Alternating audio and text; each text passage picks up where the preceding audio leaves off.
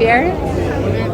Ishte një seancë shumë interesante për të thënë drejtën, pavarësisht se sigurisht ishte edhe pak ngjyrime politike, por unë dua të falenderoj gjithë Komisionin për reformën, si edhe opozitën gjithashtu, pasi gjithë biseda ishte konstruktive. Dua të them që qytetarët me të vërtet prekën pika kyçe dhe të rëndësishme për reformën territoriale.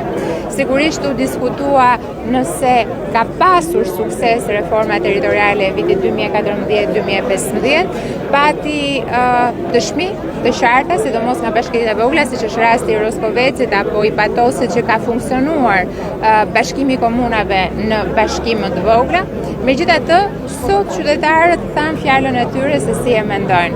Unë si drejtuese politike e qarkut Fierit duhet të them që patjetër për ne është e rëndësishme që të 6 bashkitë të ruhen, pasi 2 bashkitë e vogla këtu në rastin e Patosit dhe të Roskovecit janë bashkime me performancë financiare të plot, pra nuk kanë borxhe ndaj pushtetit vendor. Janë bashkitë të cilat sot në Roskovec duhet të themi se kemi 24 orë ujë, pra vjen për shkak të punës që është bërë edhe në këtë njësi bashkiake, por nga ana tjetër duhet të thënë gjithashtu që kemi edhe bashkitë siç është rasti i Mallakastrës, që janë bashkime me identitet të fortë dhe që absolutisht nuk mund përthithen apo të shkrihen në bashkime të mëdha.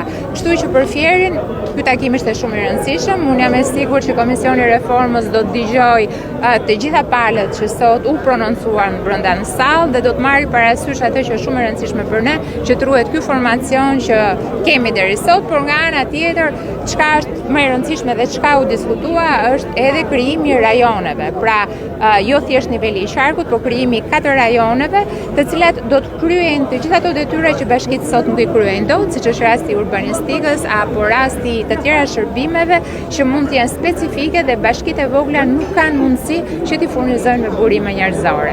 Shumë faleminderit. Çështja juaj apo pengesë për integrimin? Për të thënë drejtën, këtë e keni marrë si përgjigje disa herë nga kryeministri Rama. Unë për çështjen time nuk flas, sepse këtë e kam deklaruar, kështu që u shkoi dëm kjo sot. Merruni me reformën territoriale. Faleminderit gjithëve.